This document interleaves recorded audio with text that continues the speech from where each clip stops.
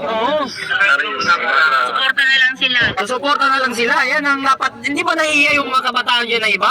Yung mga senior, nandito sila para sa rally, tapos yung mga kabataan nasa mall? No? Nasayang tila ang buhay ni Jose Rizal nung sinabi niya ang kabataan ng pag-asa ng bayan. Yung mga kabataan yun, tila ba wala silang pakialam sa nangyayari sa ating bansa? Yung mga ibang kabataan ngayon, wala silang pakialam sa nangyayari sa ating bansa. Hindi wala silang pakialam sa karapatan nila. Hindi nila alam ipagtanggol ang karapatan nila. Andun sa mall, nag-shopping.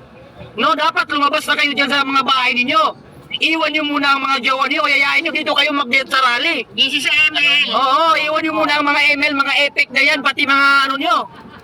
Dito muna tayo mag-date sa rally. Huwag tayong matakot sa mga politikong lumalamon sa pera natin.